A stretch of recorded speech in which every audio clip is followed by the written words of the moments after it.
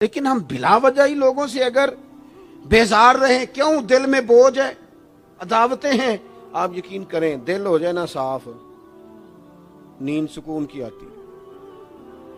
دنیا میں سب سے زیادہ مطمئن وہ بندہ ہے اللہ نے جہاں رکھا ہے وہاں راضی ہے۔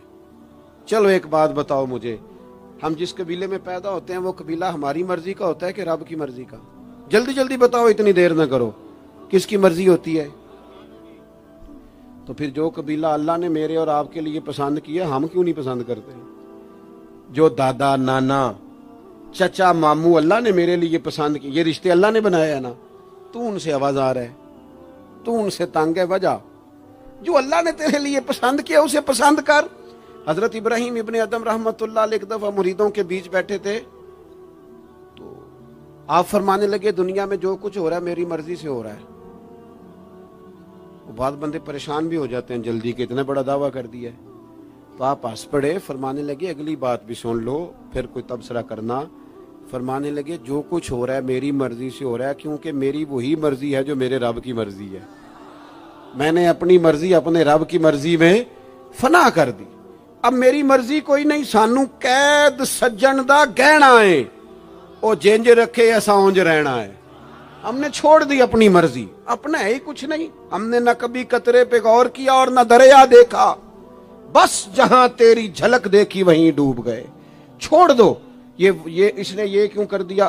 وہ خواجہ نظام الدین صاحب محبوب الہی رحمت اللہ علیہ کے ایک مرید نے ایک دفعہ آ کے کہا حضور بڑی ہو گئی درگزر فقیری درویشی بڑی ہو گئی، اب جو میرے رستے میں کانٹے بچھائے گا میں بھی اس کے رستے میں بچھاؤں گا۔ وہ بڑے غصے سے بول رہا تھا، فقیر فقیر ہوتے ہیں۔ خواجہ صاحب ہنس پڑے، فرمانے لگے پتر تو زیادہ ہی ناراض ہو گیا ہے۔ کہنے لگا نہیں حضور، ہمیں کچھ کرنا نہیں آتا، ہمیں بھی سارا ہی پتہ ہے، سٹ تے پکھڑا کوار گندل اسی اور بھی بوٹیاں جاننے ہاں، ہمیں بھی سارا ہی پتہ ہے، نمٹ نہیں لینا۔ سویرے جو ہمارے رستے میں کانٹے بچھائے گا سویرے اس کی گلی میں بھی بچھے ہوں گے۔ تو حضرت محبوب الہی فرمانے لگے پتر آدھے رستے میں تیری ضد میں وہ کانٹے بچھا دے گا اور آدھے میں تو اس کی ضد میں بچھا دے گا، تو پھر تو جو عام راہگیر ہوں گے ان کے بھی پیر زخمی ہوں گے۔ تو تمہاری لڑائی میں تو مخلوق پریشان ہو گئی۔ عرض کی حضور یہ تو آپ نے ٹھیک کہا ہے۔ فرمانے لگے اگر چاہتے ہو نا دنیا کانٹوں سے نہ بھرے اور لوگوں کو تکلیف نہ ہو تو ایک دوسرے سے تکلیف چھوڑ دو۔ یہ مت سمجھنا تیرا ایک بندے سے اختلاف ہے، تیرا ایک سے اختلاف ہوتا ہے اس کے اثرات دائیں بائیں بھی جاتے۔ حضور پھر کیا کروں؟ فرمایا اسے بچھانے دے، وہ بچھاتا جائے تو اٹھاتا جا، تو اٹھاتا جا۔ ویسے بھی جو کام ساری دنیا کر رہی ہوتی ہے وہ تو سارے کر ہی رہے ہوتے ہیں، کوئی ذرا ہٹ کے بھی کرنا چاہیے۔ جتن جتن تے ہر کوئی کھیڈے، جتن جتن تے ہر کوئی کھیڈے، تو ہارن کھیڈ فقیرا، جتن دا مل کوڈی پیندا ہی ہارن دا مل ہیرا۔ کبھی بندہ ہارے بھی اپنے دل سے بوجھ اتار دے، نفرت کو دور کر دے۔ عداوت دشمنی اگر کسی وقت رکھنی ہے تو اللہ رسول کے دشمن سے۔ اشداء علی الکفار، اپنوں کے لیے کیا ہے، خوش عقیدہ کے لیے کیا ہے، رحماء بینہم۔ میرے عزیز ترمذی میں حدیث ہے، اپنی بات کو حوالہ دے کے مضبوط کر دوں، ترمذی میں حدیث ہے، نبی پاک علیہ الصلوۃ والسلام نے حضرت انس بن مالک سے فرمایا تھا، اے انس، اے میرے بیٹے، تم سے ہو سکے تو صبح اس حال میں کرنا کہ تمہارے دل میں کسی کا بغض نہ ہو۔ اور اگلے لفظ حدیث کے یہ ہیں، حضور فرمانے لگے یہ میری سنت ہے، یہ میرا طریقہ ہے، اپنے دلوں کو عداوتوں سے پاک کریں۔ اور پانچویں بات، اور بس اسی کے آگے پیچھے میں نے اپنی بات کو سمیٹ دینا ہے، میرا مضمون مکمل ہو گیا۔ حضور کی ایک بہت بڑی سنت، نبی پاک علیہ السلام کی ایک بہت بڑی ادا، وہ پتہ کیا ہے؟ وہ ہے دوسروں کا احساس کرنا، دوسروں کے بارے میں سوچنا، دوسروں کا خیال کرنا۔ میں ابھی آ رہا تھا تو میری گاڑی کے ساتھ کچھ دوستوں نے دوڑنا شروع کر دیا۔ میں جو ہوں مجھے اس کا پتہ ہے، میں ہمیشہ دوستوں سے کہتا رہتا ہوں آپ بزرگوں کے ہاتھ چومیں، اللہ والوں کی اچھی بات ہے، آپ کو فائدہ ہوگا۔ میرے جیسے گناہگار کے ہاتھ چوم کے آپ کو کیا ملے گا؟ کوئی نتیجہ نہیں نکلے گا۔ ہاں آپ کوئی میری بات مان لیں اور اس پر عمل شروع کر دیں تو رب کریم کی رحمت صبح قیامت ممکن ہے یہ کہہ دے یہ تیری وجہ سے اس نے شروع کیا تھا، جا تیرے گناہ بھی معاف کیے۔ یہ جو ذوق ہے نا، اب ایک بندہ گاڑی کے پیچھے بھاگ رہا ہے تو مجھے اتنی سخت تکلیف ہو رہی تھی، میں نے کہا یار کیا ضرورت، دیکھو نا بیچارہ گرمی کا موسم ہے، پیاس لگے گی اور پسینہ آئے گا، کیوں بھاگ رہا ہے؟ میری مجبوری بھی ہے، گاڑی کو تو چلنا ہے۔ جب تک ہم احساس پیدا نہیں نہ کرتے، میرے قبلہ عالم فرمایا کرتے تھے کہ تیری گاڑی کے آگے سے کوئی غلط کراس کر گیا اور دوڑ کے گزر گیا اور کوئی سخت جملہ بھی کہہ گیا ہے، اس پر بھی تنقید نہ کر، تو اپنے دل میں اس کا احساس پیدا کر، سوچ کے ہو سکتا ہے اسے گھر میں کوئی ایمرجنسی ہو گئی ہو۔ اپنی سوچوں کو مثبت کریں۔ آپ دوسروں کا احساس بھی اپنی طبیعت میں پیدا کریں، دوسروں کے بارے میں بھی سوچیں۔ میں یہاں ماشاءاللہ سٹیج پہ بیٹھا ہوں، بڑا نرم ماحول ہے، بڑا کچھ ہے، لیکن جو دوست پیچھے دیوار کے ساتھ کھڑے ہیں نا، جن کو جگہ بیٹھنے کی بھی نہیں ملی اور کھڑے ہونے کی بھی صحیح کر کے نہیں ملی، ان کا بھی احساس پوری طرح، اور میرے خیال میں سب سے زیادہ مہمان خصوصی بھی وہی ہیں آج کی ہماری محفل کے، جو زیادہ مشکل میں بیٹھے۔ احساس اپنی کہاں تک احساس کرنا ہے؟ لو حدیث پاک سنو۔ اللہ کے محبوب علیہ السلام فرماتے ہیں میں نماز پڑھانے کھڑا ہوتا ہوں، نماز، کریم فرماتے ہیں میرا دل کرتا ہے میں لمبی نماز پڑھاؤں، لیکن پھر پیچھے سے نا کسی بچے کے رونے کی آواز آتی ہے، دل تھا لمبی پڑھاؤں، بچہ رو پڑا تو مجھے خیال آتا ہے اس کے رونے سے اس کی اماں کو تکلیف ہو رہی ہوگی، میں نماز چھوٹی کر دیتا ہوں، اللہ کی نماز مختصر کر دی احساس کے طور پر۔ حضور اس امام مسجد سے سخت ناراض ہو گئے تھے، صحیح حدیث میں موجود ہے، جس کے مقتدیوں نے آ کے شکایت کی تھی کہ یا رسول اللہ بہت لمبی نماز پڑھاتا ہے۔ یہاں تو لوگ احساس ہی نہیں کرتے میرے بھائی، یہاں تو احساس ہی نہیں کرتے۔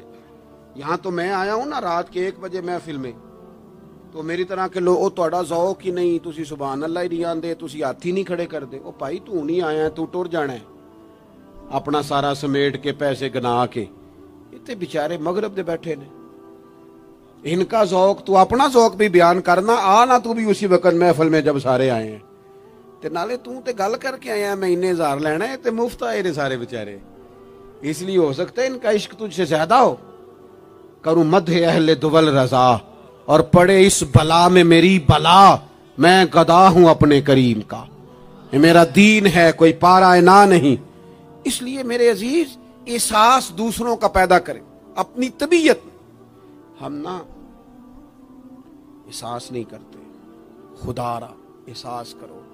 ٹھیک ہے پریشانیاں ہیں، لیکن میں جوان سے کہوں گا تو نوجوان ہے، باہر تجھے ٹینشنیں ہیں، کاروبار کی مسائل ہیں، پریشانیاں ہیں، لیکن اللہ نے تجھے جوان کیا نا، حوصلہ دیا ہے نا، تو باہر کی ٹینشنیں باہر چھوڑ کے آیا کر۔ گھر تیرے ابا جی انتظار کر رہے ہیں، ان کے پاس بیٹھ، ان کا دکھ سن، حوصلہ بڑا کر۔ پھر گھر کے اندر تیری اماں بیٹھی ہے، اس نے تیرے سے بات کرنی ہے، کئی باتیں سنانی ہے۔ تیرا بیٹا ہے وہ دوڑ کے آیا ابا ابا کہتے، اور تو کہتا لے جا میری طبیعت نہیں ٹھیک۔ دنیا میں سب سے مصروف وقت رسول کریم نے گزارا ہے، لیکن حضور تو غلاموں کی بات بھی سنتے، حضور تو گھر والوں کو وقت بھی دیتے۔ سیدہ عائشہ صدیقہ فرماتی ہیں جب تک گھر میں رہتے گھر کا کوئی کام ہی کرتے رہتے، اور حضور تو نواسوں کو ٹائم دیتے، نماز کے وقت بھی ساتھ لے جاتے۔ کیوں ہم اپنے آپ سے دوسروں کا احساس نکال بیٹھیں، دوسروں کے بارے میں تھوڑا احساس۔ آپ تھوڑے دن پہلے نا، کچھ عرصہ پہلے کچھ لوگ آگے میرے پاس کہنے لگے کہ کوئی طالب علم کوئی عالم مل جائے مدرسے میں سے آپ کے، اور ہم نے نا وہاں اپنے ہاں امامت کے لیے اور جمعہ کے لیے اس کو لے جانا ہے۔ میں نے کسی طالب علم سے کہا چلے جاؤ، وہ کہنے لگے تنخواہ کتنی دینی ہے؟ میں نے کہا کوئی زیادہ نہیں، جتنا آپ کے گھر کا خرچہ ہے اتنا اس کو بھی دے دیں۔ وہ پریشان ہو گیا، جی میں تسی نہیں سارے ہو گئے، تو اتنے پیسے دے دیں جتنا ہمارا خرچہ ہے، ہم تو صاحب ہوتے ہیں، اس کو کیسے دے دیں یہ والا خرچہ؟ تو کہنے لگے نہیں جی وہ تو ٹھیک ہے، تسی کوئی 10 چھڑو۔ اور میں نے کہا میں آپ کو وہ بتا رہا ہوں جو حضرت صدیق اکبر نے بتایا ہے۔ آپ کی تنخواہ کتنی لگائیں؟ کہا درمیانے مہاجر کا جتنا خرچہ ہے نا اتنا میرا بھی لگا دو۔ حضور گزارا نہ ہوا، فرمایا میں لوگوں کی تنخواہیں بڑھا دوں گا، جہاں سب کا گزارا ہوگا ابو بکر کا بھی ہو جائے گا۔ یہ کیا بات ہوئی کہ تو تیرا گزارا نہیں ہوتا تو مزدور کا کیسے ہوتا ہے؟ غریب آدمی کا احساس جب تک تجھے دوسروں کا پیدا نہیں ہوتا تو حضور کے اسوہ حسنہ تک نہیں پہنچ سکتا. تو نے نبی پاک کا طریقہ نہیں اپنایا. یہ پتہ ہے حضور جو غاروں میں روتے تھے اور سارا دن تبلیغ کرتے تھے اور طائف تشریف لے جاتے تھے اور عکاظ کی منڈیوں میں جاتے تھے، یہ احساس تھا، یہ درد تھا جو میرے محبوب کو لے جاتا تھا. احساس تھا. حضور چاہتے تھے رب کا کوئی بندہ دوزخ میں نہ جائے. اللہ کے محبوب رات کو روتے، دن کو تبلیغ کرتے، گلی گلی جاتے، لوگوں کو سمجھاتے. کوئی ایک بار دین کی بات پوچھتا، 10 بار بھی اس سے پوچھتا تو بتاتے. کیوں؟ احساس ہے. بات ختم کرنے لگا ہوں. سیدہ طیبہ طاہرہ ام المومنین سیدہ عائشہ صدیقہ رضی اللہ تعالیٰ عنہ فرماتی، ایک دن حضور مجھ سے فرمانے لگے، کریم فرمانے لگے عائشہ ایک بات بتاؤں تمہیں؟ یا رسول اللہ فرمائیے. تو کریم فرمانے لگے عائشہ جب تم مجھ سے راضی ہوتی ہو پھر بھی مجھے پتہ چل جاتا ہے، اور جب تمہارے دل میں کوئی بات ہوتی ہے پتہ مجھے پھر بھی چل جاتا ہے. کہتے میں نے جلدی سے عرض کی حضور میں اور آپ سے ناراض. تو فرمایا بتاؤں پھر؟ حضور بتائیے. فرمایا عائشہ کبھی کبھی قسم اٹھاتی ہو؟ یا رسول اللہ اٹھاتی ہوں. فرمایا جب ہوتی ہو نا مجھ سے راضی تو کہتی ہو مجھے محمد مصطفیٰ کے رب کی قسم، اور جب تمہارے دل میں کوئی بات ہوتی ہے تو پھر کہتی ہو حضرت ابراہیم خلیل کے رب کی قسم. پھر حضرت جناب عائشہ صدیقہ کہتی ہیں میں تمہیں بتا نہیں سکتی لوگوں میرے دل کا عالم کیا تھا یہ بات سن کے. یا رسول اللہ آپ لفظوں سے احساس کا پتہ کر لیتے ہیں کوئی سوچ کیا رہا ہے. یہاں تو گھر والے پورا احتجاج کریں.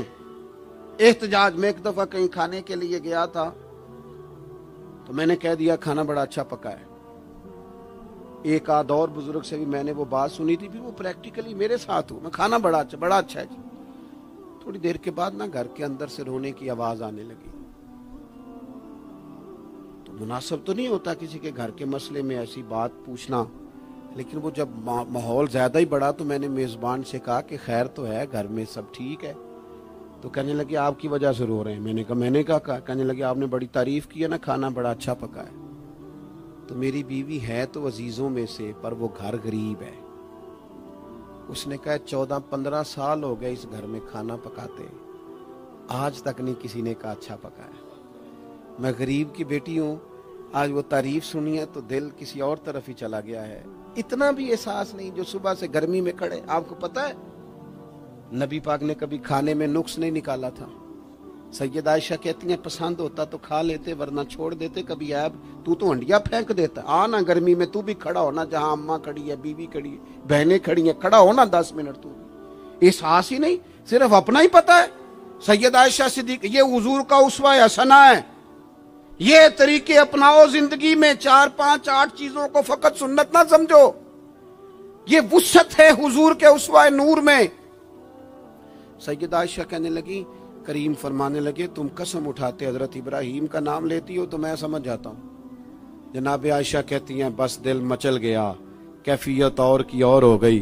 میں نے کہا حضور پھر مجھے قسم ہو محمد عربی کے رب کی، میرے لبوں سے آپ کا نام ہی جاتا ہے، میرے دل میں آپ ہر وقت موجود رہتے ہیں. میرے عزیز کچھ باتیں آپ سے میں نے عرض کی. میں اپنی گفتگو کو بھی دیکھتا ہے جو بڑے مالدار ہوتے ہیں، اور ایسے لوگوں کو بھی دیکھتا ہے جو بیچارے ایک وقت کھاتے ہیں اور دوسرے وقت کے لیے پریشان رہتے ہیں.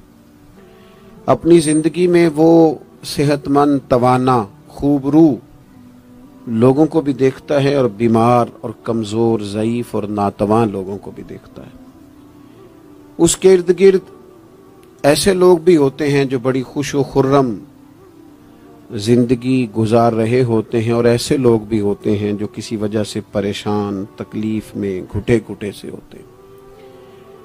انسان اپنے ماحول سے بھی سیکھتا ہے، معاشرے سے بھی سیکھتا ہے، اور پھر جب وہ لوگوں کے قریب جاتا ہے اور اپنے گھر سے اٹھ کر وہ لوگوں سے ملاقات کرتا ہے تو مختلف قسم کے مشورے، مختلف قسم کی آراء اور مختلف قسم کے مشیر اسے ملنا شروع ہو جاتے ہیں.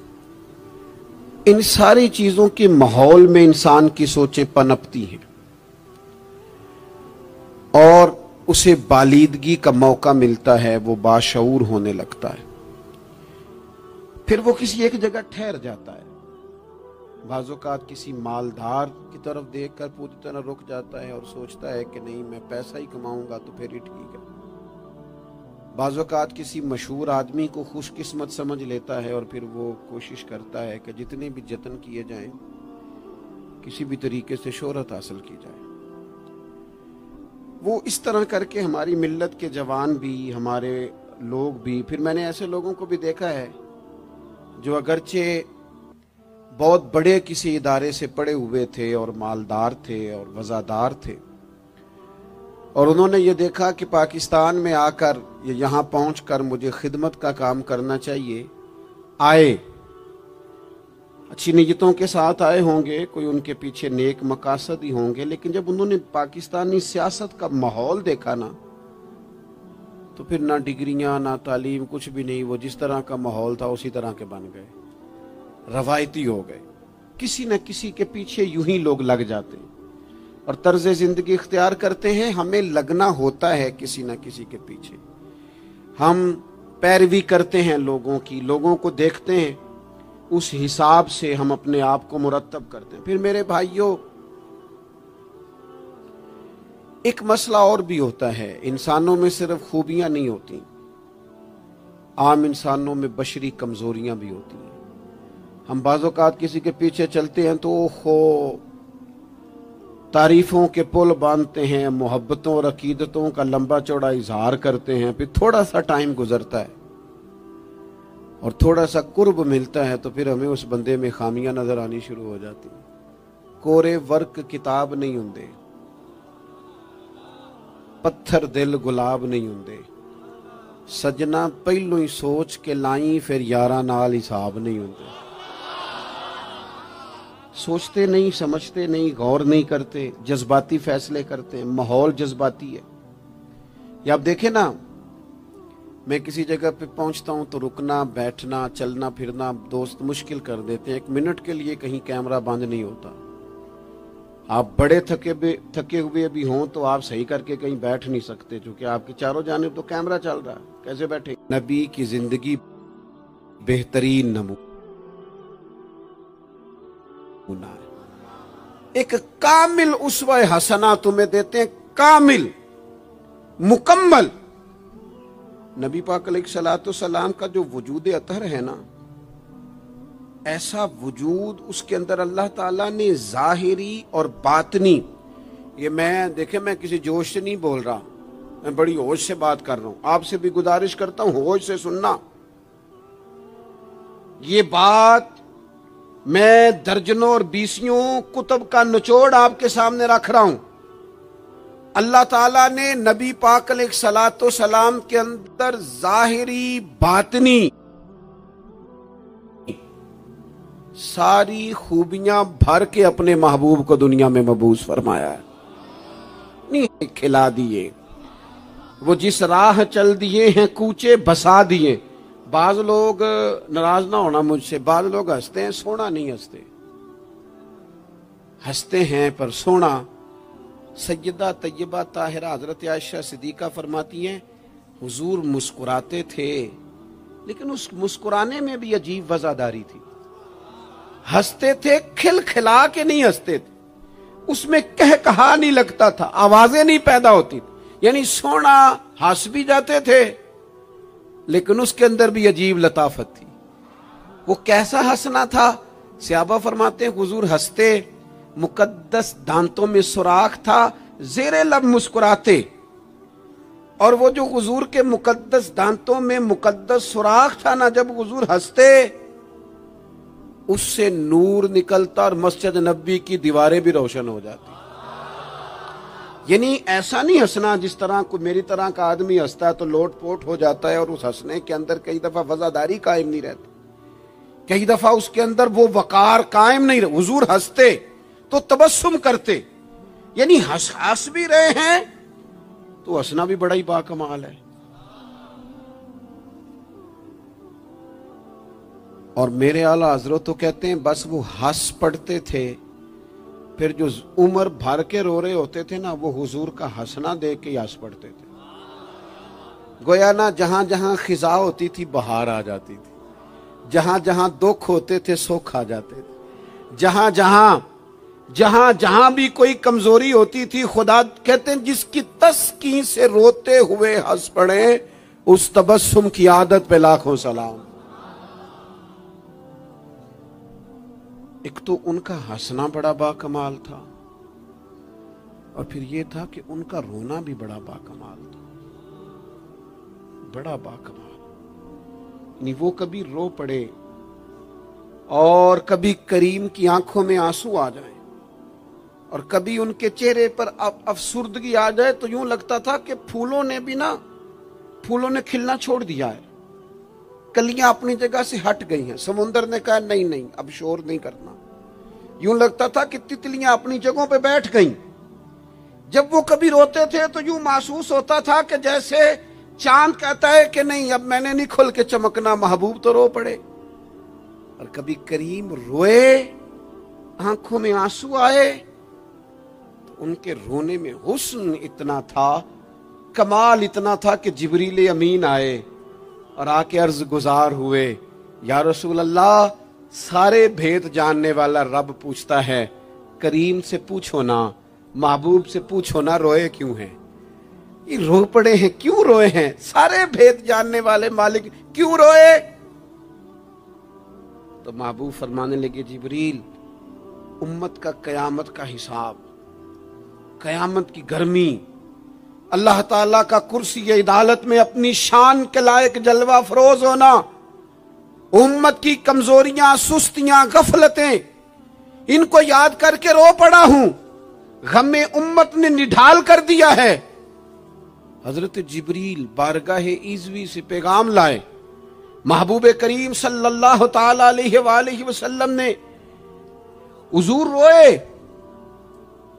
तो जब जिब्रील अमीन ये पैगाम लेके लौटते हैं तो रब करीम ने क्या फरमाया? आपकी तवज्जो है मेरी बात पर? मालिक करीम ने क्या फरमाया? वो आयत नाजिल हुई जिसके बारे में इमाम ज़ैनुल आबिदीन रदी अल्लाह ताला अन्हु फरमाते हैं, कुरान में सबसे उम्मीद वाली आयत ये है। रोए हुजूर और जनाब जिब्रील पूछ कर वापिस गए तो रब करीम ने फरमाया, जाके मेरे महबूब से फरमा दें, वाला सौफ युतीका रब्बुका फतरदा, महबूब रब आपको इतना देगा कि आप अपने रब से राजी हो जाएंगे। महबूब आपको राजी करेंगे, ना रोएं, आपको राजी करेंगे आपको। और हुजूर क्या फरमाते हैं? फरमाया, जब तक मेरा एक उम्मती भी दोज़ख में, मैं कोई नहीं राजी होता। अल्लाह, क्या जहन्नुम अब भी न सर्द होगा? रो रो के मुस्तफा ने दरिया बहा दिए। हुजूर का हंसना भी बाकमाल, रो देना भी बाकमाल, उनका किसी बंदे से मोहब्बत से उठ के गले लगाना भी बाकमाल। और कभी हुजूर जलाल करें तो, हुजूर जलाल करें तो महबूब फरमाने लगे, मैंने दुआ मांगी है, ए अल्लाह, अगर मैं किसी को झिड़क दूं तो उतना सवाब देना जितना तू फर्द नमाज का सवाब देता है। यहां ये भी हर जाविये से, हर निगाह से, मैं क्या आपको अर्ज करूं, हमने न कभी सीरत बयान की, मेरी तरह के लोगों ने, ना कौम उस तरह से सीरत को पढ़ती है। सीरत नबवी का एक एक पहलू कभी खोला जाए। ये जो जमाने में बेचैनी पाई जाती है ना, बेकरारी पाई जाती है, और ज़हनी इंतशार है, और फिक्री उलझाव है, और टूटती बिखरती सोचें, ये सारी खत्म हो जाए। ऐसा ठहराव नसीब हो, जीने का भी मजा आए और मरने का भी मजा आए। अगर हुजूर की सीरत मुकद्दसा को समझा जाए तो महबूब की जिंदगी हर तरह से कामिल है, मुकम्मल है, अकमल है।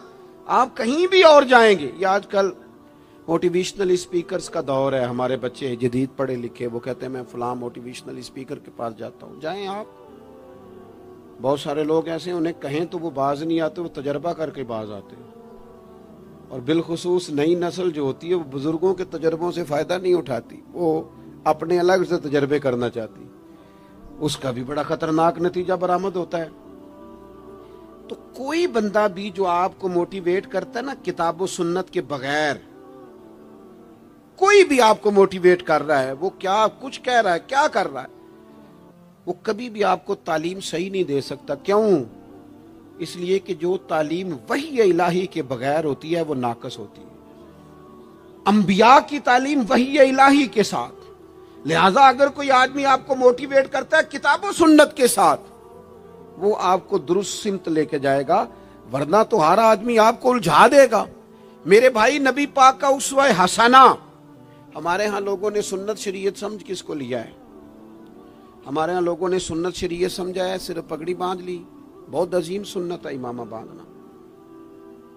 بعض لوگوں کا خیال ہے صرف داڑھی رکھنا، داڑھی بہت عظیم سنت، بہت عظیم سنت، انبیاء کرام کی پسند ہے۔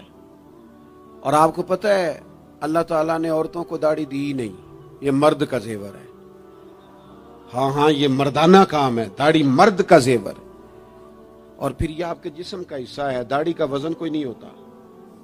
پوچھ لیں جنہوں نے بڑی رکھی ہے، بے شک ان سے بھی پوچھ لیں، یہ وجود کا حصہ ہے، اس کا کوئی وزن، کوئی پریشانی۔ اور ایک اور بات نوجوانوں آپ سے کہہ دوں چلتے چلتے، بغیر داڑھی کے آپ سونے لگ رہے ہوں تو لوگ کہیں گے پیارے لگ رہے ہو، اچھے لگ رہے ہو، خوبصورت لگ رہے ہو۔ اور داڑھی کے ساتھ اگر کسی کو پیارے لگو نا تو جو تعریف کرے گا وہ تو تعریف ہی بڑی روحانی قسم کی ہے، وجدانی۔ یعنی آپ داڑھی کے ساتھ اچھے لگیں تو لوگ کہتے ہیں کتنا نورانی چہرہ ہے۔ اب دیکھو اس تعریف کے پیچھے جو جملوں کی ترتیب ہے اس میں حسن کتنا، داڑھی، امامہ، سفید لباس، اور پھر یہ کہ مسواک کرنا بڑی اعلیٰ سنت ہے، میٹھا کھانا بڑی اعلیٰ سنت۔ لیکن یہی 4-5 سنتیں نہیں میرے بھائی حضور کی، یہ بہت بڑا مسئلہ ہے۔ بعض لوگ سمجھ فلاں جی سنت شریعت پہ عمل کرتا ہے، کیا کرتا ہے کہ داڑھی پگڑی والا ہے، وہ خدا کے بندے یہ عظیم سنت ہے، کون اس کا انکار کر رہا ہے؟ لیکن نبی پاک کا تو اسوہ حسنہ ہے، اس کے پیچھے تو پوری زندگی ہے۔ ادھر دیکھو میرے، اچھا پھر ایک اور بات، بعض لوگ سمجھتے ہیں میٹھا بولنا صرف سنت ہے اور اخلاق کی علامت ہے، صرف میٹھا بولنا۔ آپ نے ناراض نہیں ہونا، میٹھا تو بعض بندے اپنے مطلب کے لیے بھی بولتے ہیں، وہ کام نکلوانے کے لیے بڑا میٹھا میٹھا بول رہے ہوتے ہیں۔ اور یہ سنو میرے بھائی، صرف میٹھا بولنا ہی سنت نہیں، ہمیشہ سچ بولنا سنت ہے، ہمیشہ صحیح بات کرنا، دیانتدار رہنا۔ تو سمجھتا ہے 4 5 6 8 چیزیں ہی سنت ہیں؟ او خدا کے بندے، نبی پاک کی جو ادا سب سے پہلے دنیا کے سامنے آئی اور حضور کی جس ادا سے، سنت سے لوگوں کو سب سے پہلے واقفیت ہوئی، شور نہیں پڑ جاتا کسی چیز کا دنیا میں، معاشرے میں فلاں بندہ یہ کرتا ہے، فلاں ایک بندے کا ایک چیز تعارف بن جاتی ہے، تعارف، کوئی چیز لوگوں کے وجود کے ساتھ، نام کے ساتھ سابقہ لاحقہ بن جاتی ہے۔ جو چیز سب سے پہلے جس سے لوگوں نے میرے نبی پاک کا تعارف کیا اور لیا، ادھر دیکھو نوجوانوں میری طرف، جس چیز سے سب سے پہلے حضور کی جس ادا سے لوگ واقف ہوئے تھے وہ تو صادق اور امین ہونا ہے۔ سب سے پہلے لوگ واقف ہوئے تھے کہ ہمیشہ سچ بولتے ہیں، ہمیشہ سچ۔ ملت کا جوان تو لوگوں کو ہنسانے کے لیے جھوٹ بولتا ہے، کوئی فائدہ نہیں، کوئی فائدہ نہیں، جھوٹ بولنے کے لیے ڈینگے مارتے ہیں، بڑکے مارتے ہیں، میں یہ ہوتا ہوں، میں وہ ہوتا ہوں، جھوٹ بولتے ہو، کیوں زیادتیاں کرتے ہو اپنے ساتھ؟ نبی پاک علیہ السلام کی تو پہلی ادا، پہلی سنت جس سے لوگ واقف ہوئے وہ صادق اور امین ہونا ہے، اور لوگ کمزوری دکھاتے ہیں۔ میں آپ سے عرض کروں، آج پتہ ہے میرے ملک کا حال کیا ہے؟ آج اتنے درد میں ہیں لوگ، اتنی تکلیف میں ہیں۔ امیر لوگ تو پیٹرول پہ بحث کرتے ہیں، پیٹرول پہ زیادہ تر وہ لوگ بحث کرتے ہیں جن کی گاڑیاں بڑی ہوتی ہیں۔ غریب پیٹرول پہ بحث نہیں کرتا، وہ تو کہتا ہے کرایہ 10 روپے بڑھ گیا بس کا، کیونکہ اس کو تو بس میں آنا جانا ہے، پیٹرول سے تو اس کا لینا دینا نہیں۔ یہ تو امیروں کی باتیں، تگڑے لوگوں کی باتیں۔ یہ سارا عالم، اس ملک کا سب سے بڑا مسئلہ نہ قانون کا ہے، نہ معیشت معاشرت کا ہے، اس ملک کا سب سے بڑا مسئلہ دیانتداری کا ہے۔ یہاں اگر دیانتداری ہو جائے، سچ بولنے والا، بات کرنے والا سچ بولے۔ اذان سن لیں جی پہلے، ڈاکٹروں کے بارے میں رائے کیا ہے؟ چلیں بتائیں وابڈا والوں کے بارے میں رائے کیا ہے؟ آپ اپنی بھی ایک آدھ مولویوں پیروں کے بارے میں رائے کیا ہے، بس یہی حال کیا گیا، الا ماشاءاللہ بد اعتماد کر دیا گیا۔ ایسا نہیں ہے کہ صرف کسی ایک گروہ ایک طبقے کے بارے میں بددیانتی کو فروغ دیا گیا، جھوٹ کو۔ آج بھی کسی بھی شخص کو آپ لے لیں، اس کے بارے میں سچائی سے زیادہ جھوٹی خبریں زیادہ پھیلائی جاتی ہیں، افواہوں کا دور۔ اپنی زندگی میں جوانوں سچ بولو، دیانتداری کا مظاہرہ کرو۔ اس ملت کا جوان کیسے ترقی کرے گا جس کی ماں کہتی ہے کہ پتر تو سچ ہی نہیں بولتا، تو جاتا کہیں ہے بتاتا کہیں ہے، تو بات ہی ٹھیک نہیں کرتا، کیسے بات سنو۔ نبی پاک صلی اللہ تعالی علیہ وسلم نے جب مختلف جگہوں پہ تبلیغ دین کے پیغامات بھیجے تو ہرقل بادشاہ کو بھی حضور نے پیغام دیا۔ بڑا سیانہ آدمی تھا، سمجھدار تھا، معاملہ فہم تھا۔ اس نے کہا میں کوئی جذباتی فیصلہ نہیں کرتا، کچھ چیزوں کے حضور کے بارے میں کچھ چیزوں کے سوالات میرے ذہن میں ہیں۔ اس نے کہا یار یہاں کوئی آیا ہوا ہو نا، مکے کا سردار، لوگ تجارت کے لیے آتے ہیں، کوئی سمجھدار سیانہ سردار وزادار آدمی تو لے کے آؤ۔ ابو سفیان ابھی مسلمان نہیں ہوئے تھے، وہاں گئے ہوئے تھے، اور آپ کو پتہ ہے کہ وہ ہر جنگ میں آگے تھے کلمہ پڑھنے سے پہلے۔